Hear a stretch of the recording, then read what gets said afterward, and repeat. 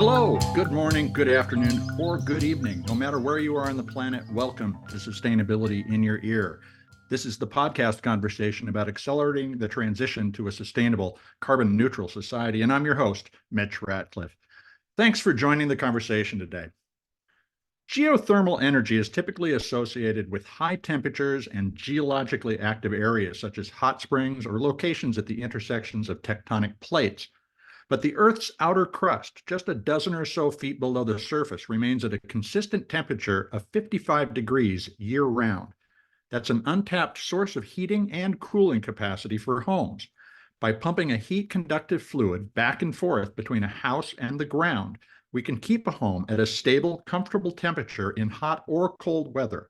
Our guest today is Kathy Hannon. She's president and co-founder of Dandelion Energy. The company, which was spun out of Google X Lab, is transforming the heating and cooling choices available to homeowners.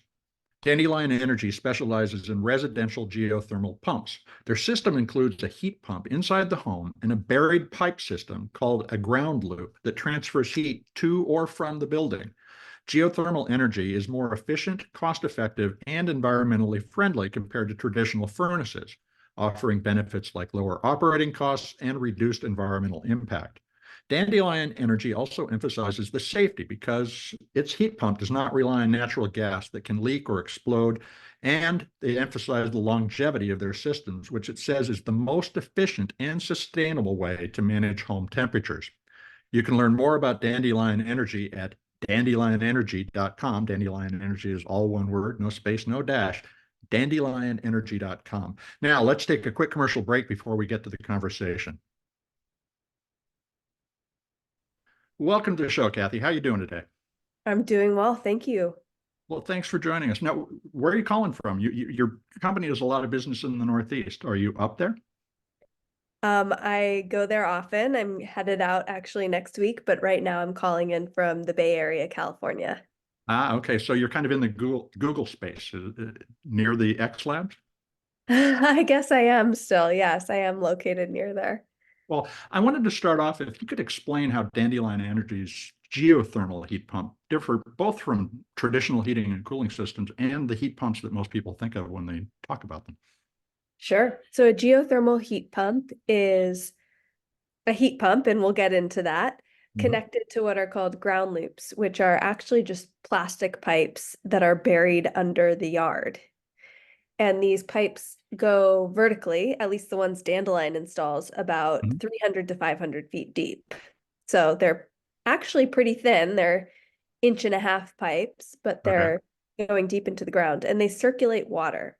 And that water becomes the temperature of the ground as it travels through those pipes. And then it goes into the heat pump, and the heat pump is designed to take that heat out of the water, Mhm. concentrate it or boost the temperature, and then use that heat to heat the house. And in the summer, the whole system works in reverse, and the heat pump takes heat out of the air in your house, which is exactly what an air conditioner does. But instead of pushing that heat into the air outside your house like an air conditioner would, the Mhm. geothermal heat pump is instead pushing that heat into the water, which then circulates through the ground, through those pipes, and disperses that heat into the ground.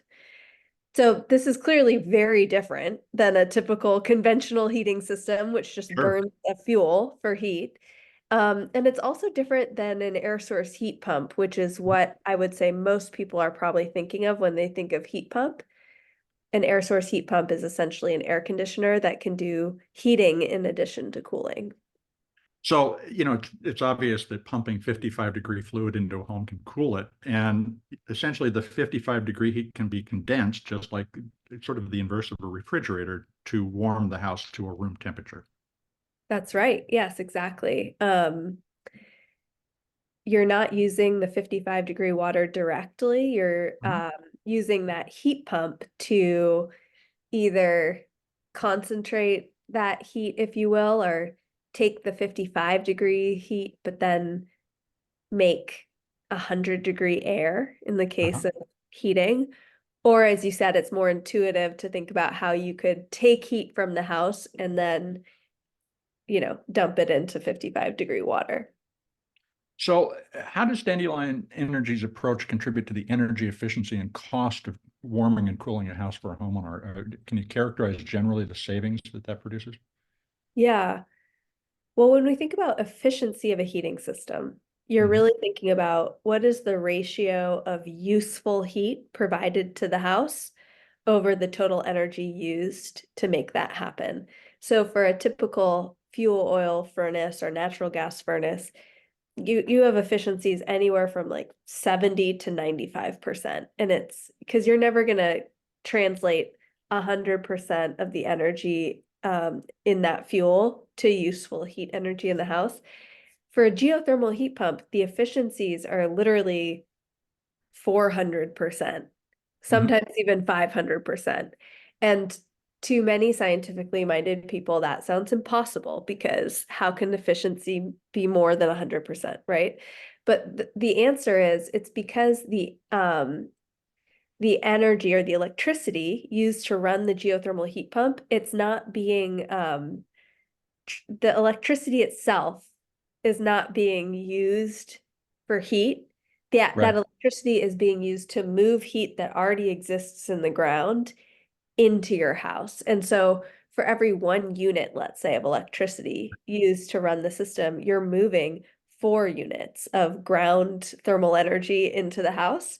So you're Mhm. able to deliver a lot more heating than you are, at proportionally to how much energy you're using. So anyway, what this translates to is the most efficient way possible to heat and cool your home, but also it's a lot less expensive because you're only paying for that 1 unit of electricity. The 4 units of ground energy you don't need to pay for because that's just ground energy in your yard. So would you say that it costs 80% less, based on the numbers you just shared, to heat your home or cool your home? It's anywhere from 30 to 70% less, but the reason it's such a huge range is that Mhm. the cost decrease is a function of what were you paying for fuel to heat Sure. your home before. So, of course, the cost of natural gas in Pennsylvania is going to be very different than the cost of fuel oil in Maine. Mhm. And then what do you pay for electricity? Because if electricity is inexpensive, then that 1 unit of electricity you need to move the heat will cost you less, of course. So it depends on local factors. Sure, absolutely. I mean, if I switch from something that's incredibly expensive, just it's going to be a bigger savings. But Exactly. so the other thinking about that, then it sounds like the only carbon emissions associated with this would be the carbon generated by the generation of the electricity driving the pump. Is that also correct? That is correct. And so some of our homeowners use solar to Right. run their home electricity and then they're net zero because, well, not just net zero, they're burning nothing, right? If you Right. can use renewable energy to move that heat renewably, then you're not emitting any carbon. So if we were to combine renewable energy with geothermal heating and cooling, we literally could have a completely net neutral home, or even potentially carbon positive.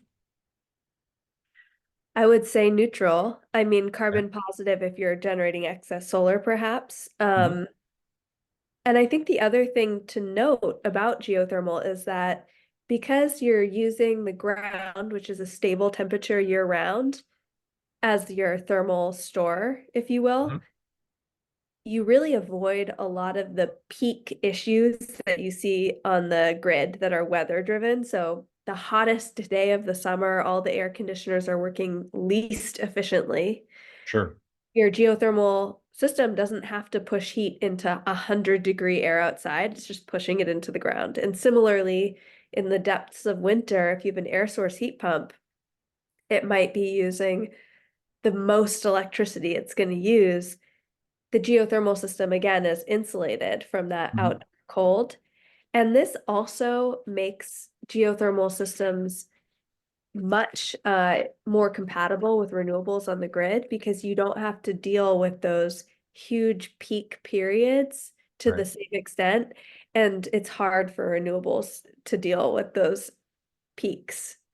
Um, So a lot of policymakers see geothermal as a key tool in helping that transition to a more renewable grid. And just to be clear, this could be done anywhere because of the consistent temperature of the Earth's crust. Unlike the geothermal used to create electricity, where you only have certain parts of the world that Mhm. have the right geology to make that feasible, with geothermal heat pumps, you're really just using this very surface of the ground, and you don't need anything special. So you can do this pretty much anywhere, which is a nice feature. Absolutely. Now that we understand how this works, tell us how you started the company. I mean, you came out of Google. What was involved in, well, first, what made you think, gee, I want to start a geothermal heat pump company? The my interest in geothermal really was just born out of a deepening understanding of how we as a society use energy and where our emissions are coming from. Mhm. And buildings are just responsible for such a large fraction of emissions in the United States, and most of that is heating and cooling. And when you learn about what we could do to get fossil fuels out of heating, heat pumps are really the answer. Like, there really aren't a lot of competing technologies to heat pumps that make sense. A lot of the focus is on air source heat pumps because you don't need Exactly. ground loops. And I think that air source heat pumps make a lot of sense in a lot of places, and I'm a huge fan. But I grew up in New Hampshire. I grew up in a fuel oil house. So maybe I just had an intuitive appreciation for the idea that if you have an air source heat pump, your because of thermodynamics, it's always going to be relatively energy intensive to pull heat out of very, very cold air. And you have a lot of old homes in the Northeast where they're not the most energy efficient. So air source heat pump technology has gotten better and better, and it's so impressive, like how quickly that's come along. But the more I learned about the problem, the more I thought, what if we could just make it easier and less expensive to put in these ground loops? Sure. That's like an alternative path that if you could just make the ground loop problem easier, you get a huge efficiency benefit, which is Right. environmentally favorable, but also results in much lower cost for the homeowner for the lifetime of their system. Mhm. And once you install those ground loops in a building, they'll last pretty much forever. So it's like a one-time cost with indefinite benefit. Anyway, and like from what I could see, a lot of research dollars and a lot of talented people were working on the air source problem, and I didn't really see a lot of activity on the ground source side. So it just seemed like, wow, there might be a real opportunity here to just invest in making this technology more of a consumer friendly product. Uh-huh. And this could just be an alternative path to decarbonizing buildings. So were you at Google or did you take this to Google X Lab and pitch it to them? Oh yeah, sorry. Thanks for clarifying. I was at Google at the time, at X, and my job was find new projects for X to work on. So it was in that capacity that I was doing this investigation into geothermal heat pumps and why they were such a niche product despite all of their benefits.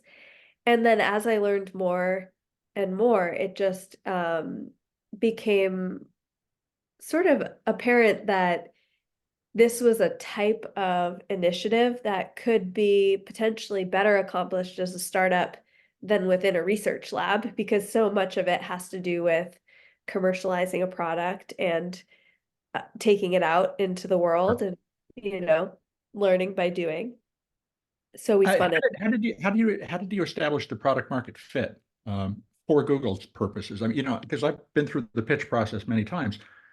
What did you tell the Google team to justify the funding Yeah. of the company of Dandelion?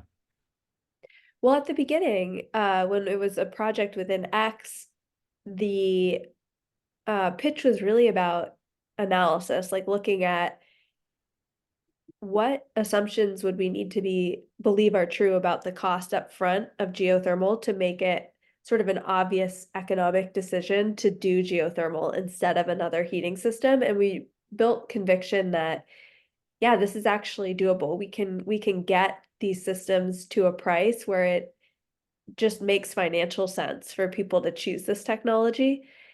Then we spun it out. And one of the most difficult things about raising my first round of seed funding was convincing investors that there would be product market fit, because I didn't have proof of that. Like, I had the analysis, but that's very different, as most people who have tried something like this would tell you, than actually showing people paying real money for a Right. product. So our main task after that first round of seed funding was to show exactly that if we offered this product, which we did in upstate New York, Mhm. people would actually buy it and want it. How long did it take from the launch to getting that proof of concept? It wasn't long. So we got the funding in July of 2017, and we were installing the first systems, I believe, in September. But Wow. yeah, but a lot of the work we did at the beginning, because we were just experimenting with pricing, product market fit, business model, a lot of those things, we pieced together a lot of off the shelf components to the offering. So we were able to get up and running really quickly. And then we sort of leafed in our improvements as we went. It seems like the biggest challenge, because of course, almost off the shelf, a heat pump can do what you're describing. It was the ground installation that was. So how did you figure out how to put a pipe 300 feet into the ground? Yeah, that was the biggest challenge at the beginning. And I'll just start by saying there are drilling contractors all over the country that can do geothermal ground loops. A lot of people are using water well rigs, and water well rigs don't fit in a lot of people's yards, which is a Right. limitation, and they can create quite a mess, which is another challenge. But they do exist, and they do get the ground loops in the ground. So what we started with was a mix of subcontractors that could do water well or geothermal. And then we also, from the beginning, had our own um, smaller, more residentially friendly rig that we were using. And over the years, we've just learned a lot about what drilling technologies are best suited for this problem. And we've really expanded our fleet of rigs so that today we do all of our own drilling instead of relying on water wells. So Water wells. you've installed, at least according to your site, you've installed about 1,200 heat pumps in New York, Connecticut, and Massachusetts. What are your plans for geographic expansion? And it sounds like installation capacity or partnerships with installers is the gating factor. Is that correct? Today we have a vertically integrated model, so our employees do the drilling and the installation. Okay. Um, we are expanding geographically when it comes to our new construction line of business. So we partner with builders and developers to put geothermal into new homes. Mhm. In terms of our retrofit business, um, we yeah, I think one of the nice things actually about this business is that the market is so large. There are just so many homes and all the homes need heating and cooling, that we've been able to strategically focus on certain geographies and just Mhm. really honing our operations and our model.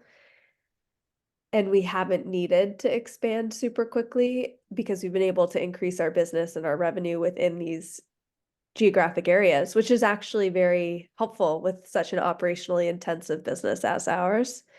So we do aspire, obviously, to geographically expand, but we're able to grow our business in our current footprint efficiently. So that's been our strategy to date. It's good not to be in a hurry, but It is. there's so much I want to dig into here. This is a great conversation. We need to take a quick commercial break. We will be right back. Now let's return to the conversation with Kathy Hannon. She is CEO of Dandelion Energy. They're a developer of geothermal heat pumps for the home. These devices, which rely on the consistent temperature of the ground under our feet, can be used basically anywhere. So, Kathy, let's talk about cost. Is there one size system that fits all homes, or are there different sizes? And what would those costs look like for somebody considering upgrading their home heating and cooling with Dandelion? Yeah, it's not one size fits all. So part of our process is we'll go to the home and do a design. So we Mhm. measure basically how much heating and cooling will this home require over the course of a year, which is a function of the weather in that location, the size of the home, how leaky it is, a bunch of factors like that. Mhm. And then we'll size the system appropriately. The cost, 70% of our homeowners pay nothing up front and pay monthly with a Mhm. loan, Okay. kind of like the rooftop solar industry's model, and Mhm. 30% pay cash. So, for those who pay up front, the net cost to the customer after incentives is around $25,000. Not much more than putting in a brand new furnace, which I've It done. really isn't, right? Like this system does heating and air conditioning. I think often when you look at what a furnace would cost in that case, it's going to be at least 15,000. And then if you had to get air conditioning too, that's, you're almost to 25. And the ground loops are going to last as long as the home. So like you Mhm. put the ground loops in and that's a one-time cost. And then the heat pump should last 15 to 20 years. And when you replace it, it's much more like replacing an air conditioner than installing geothermal again. So net cost to customer about 25K. For those paying over time, it really just depends on the loan that the Sure. customer is using, but I would say in the neighborhood of $200 to $300 a month is what we're seeing. So comparable to probably your heating bill, particularly if you're in the Right. Northeast where That's oil right. is so expensive. Now, talk about the incentives a little bit. You have a combination of federal incentives and state incentives, which of course vary by state. Roughly how much incentive is available to a homeowner thinking about converting? It's quite a lot, and that's a huge advantage for people switching to geothermal. So on the federal level, there's a 30% federal tax credit. So the federal government will pay for 30% of the system. There are state tax credits in some states. So in New York, for example, there's a $5,000 state tax credit on top of that federal tax credit. And then the utilities in the regions where we work also have incentives, and these range from maybe $10,000 all the way up to $45,000. And I'm not exaggerating. Really? There are utility incentives as high as $45,000 to support homeowner switching, which just shows you again the value that utilities recognize in more homeowners switching to geothermal. I want to talk about that because that's a really interesting area to just dig into. But before we do, how does the geothermal heat pump change the value of a home? Have you done any analysis of the lift in value that it produces? I don't have good data on geothermal heat pumps and the change in value. I think a study was done on air source heat pumps that did show an increase in value to the home. And I could only imagine geo would be at least as good because it's a longer lasting, lower cost system in terms of operating cost. But I think while this isn't data, just intuitively, when you think about the appeal of a home that has geothermal already installed versus a home that has fuel oil, where you have to deal with Sure. a contract with a fuel oil provider, you can understand how many homeowners would be attracted to the idea of a low maintenance, low cost geosystem. Now, you have partnered with utilities like Con Edison, National Grid, Central Hudson,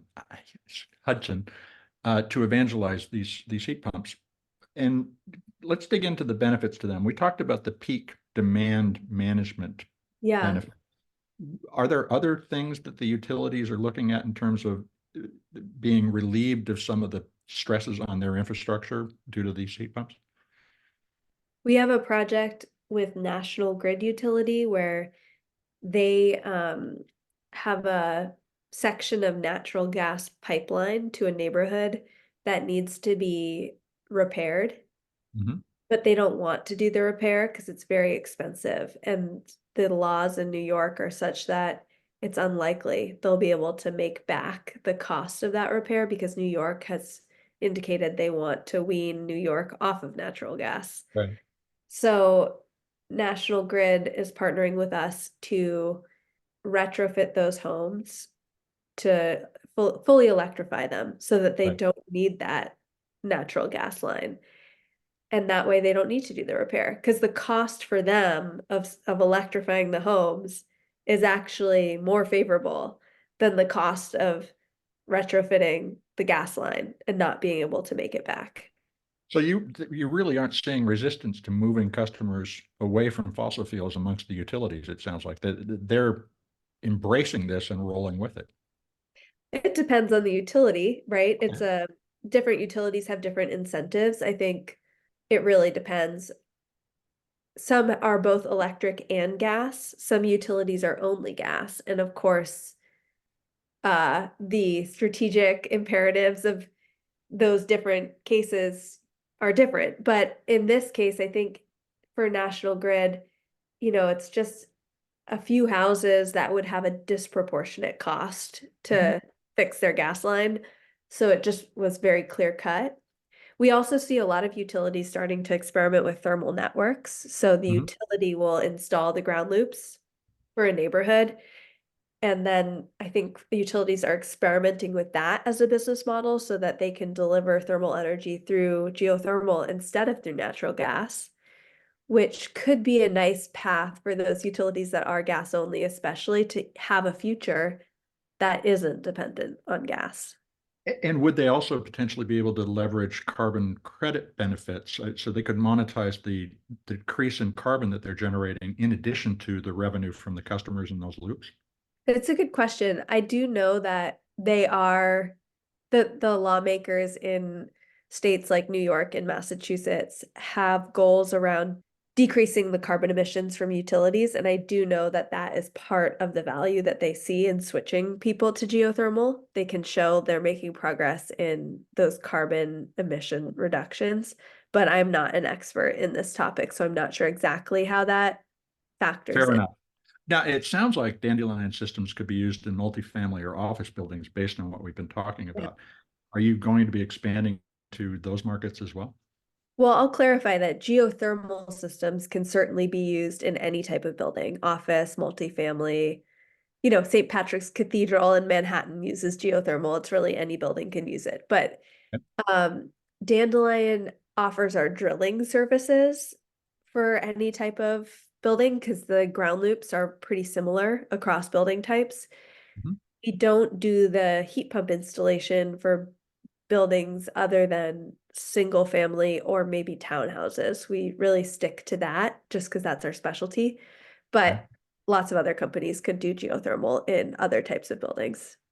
So widening the aperture to geothermal generally, it sounds like in the context of our efforts to move to renewables across the board, this could play a critical role in lowering the demand on Yes. on the grid. Can this be? I mean, we talked about the fact that technically it can be used anywhere, but are you looking at how this could stand in for air conditioning in regions that are experiencing extreme heat along the equator, for instance? Well, we aren't personally looking into that as much. I think that there is a lot of potential there, especially in places where you could figure out how to put the loop infrastructure in a Mhm. cost-effective way. That's really the key challenge is can you find a model that works for people where it makes sense to pay up front for the loops and Right. then benefit from them indefinitely, right? And I think a lot of homeowners make decisions based on upfront cost, which is Yeah. not compatible with investing in the loops up front to benefit over time. And the way that, I mean, this is a problem, or not a problem, but just a characteristic of almost all renewable energy, which tends to cost a little bit more upfront, but then much less over time. And it's solved with financing. So Yeah. I think we'll have to see like creative financing mechanisms to make that possible. Do you see the Inflation Reduction Act had a lot of incentives for renewables, but do you think policymakers, not just in the United States, but around the world, are thinking about how to create an incentive program or at least a financing structure that would allow us to install these ground loops at scale? I think we're still in the early days. I mean, Mhm. I'm excited about the work that the utilities are doing. Eversource Utility, for example, in Massachusetts, is doing one of the first utility scale ground loop, district projects. And I think as more utilities experiment with those types of things, Mhm. will the idea will spread. So I think we're still at the beginning, but it does seem like we're headed in that direction. Do you have a sense of the timeline for this transition in your head as you think about where you want the world to be by, say, 2050, which of course is when we believe we have to be net neutral? Yeah. Well, I think we've seen with other renewable technologies that once they catch on, the the uptake can be very, very fast. So I remember with electric vehicles how you know, 10 years ago it was an open question. And now, I mean, I live in the Bay Area, so I'm it's not it's kind of a very specific look at the world, but like it seems like every other vehicle is an electric vehicle. I know I live in sort of the ground zero over electric vehicles, but it's definitely a trend that every major car company has their electric vehicle strategy. Everyone's talking about it. And I think we're going there with heat pumps too. So I bet I bet the transition will happen more quickly than we expect because they tend to do that. I think we tend to say, huh, is it going to happen? Is it going to happen? And then a few years later, wow, that really happened quickly. Now, so what advice would you give to a consumer homeowner who's considering switching? What questions should they be asking, whether it's the company they talk to or the utility, about how they could get access to this sort of geothermal service? Yeah, it's a great question. I think that the most important thing for any heat pump installation, geo or air source, is which contractor you work with. The Mhm. quality of the contractor is the number one thing I would pay attention to. If you get the right contractor, the heat pump will work well. And Mhm. if it doesn't, the contractor will take responsibility for ensuring that it does, right? And so I would look for a contractor who's done a lot of projects in your area, as that's often a sign that it's a reputable firm. Are there certifications that you would look for? Often to get permits, Mhm. to be qualified for rebates, et cetera, contractors have to have the correct certifications. So in most markets, if the contractor is qualified for rebates, they should they should be qualified to do the project. Great advice. Thank you. Kathy, how can folks follow along with what Dandelion Energy is doing? Well, dandelionenergy.com is a great way. And if you happen to live in New York, Massachusetts, or Connecticut, and are interested in learning more about if your home would be a good candidate, please come to our website. We, for free, will give you a sense of what it would cost to switch your house and be happy to talk to you about what it could look like. Thanks, Kathy. And it's been a pleasure talking. We appreciate you spending time with us today. Thanks so much, Mitch. That was my conversation with the CEO of Dandelion Energy, Kathy Hannon. You can learn more about Dandelion Energy's geothermal heat pump solutions, which are currently available in New York, Connecticut, and Massachusetts at dandelionenergy.com. Dandelion Energy, all one word, no space, no dash, dandelionenergy.com. You know, installing a heat pump can put you on the fast track to a lower carbon footprint overall while creating significant savings on heating and cooling costs for your home. For instance, I have the personal experience of having just moved to a home with a heat pump, and the savings during the first month we lived here, January, in the depths of winter, were striking. With no gas bill, just the cost of electricity to run an air transfer heat pump, we saved about $180 this month on our heating costs. Geothermal technology, especially when shared ground loop infrastructures are in place, so that you don't have to have the drilling done when your system is installed, but you tap into that shared ground loop, could unlock access to affordable heating and cooling in many regions. It's an intriguing possibility because utilities would retain their role as an infrastructure provider, supporting the jobs that they create today, while drastically lowering the carbon emissions of society and providing relief from extreme heat and cold for homeowners and apartment dwellers. I hope you'll take a moment to share this podcast or any of the more than 450 interviews that we've done on sustainability in your ear. If you take a moment to write a review on your favorite podcast platform, it will help your neighbors find us because, folks, you are the amplifiers that can spread more ideas that create less waste. Tell your friends, family, and coworkers that they can find us on Apple Podcasts, Spotify, iHeartRadio, Audible, or any of the fine purveyors of podcast goodness they prefer. Thank you for your support. I'm Mitch Radcliffe. This is Sustainability in Your Ear, and we will be back with another innovator interview soon. In the meantime, folks, take care of yourself, take care of one another, and let's all take care of this beautiful planet of ours. Have a green day.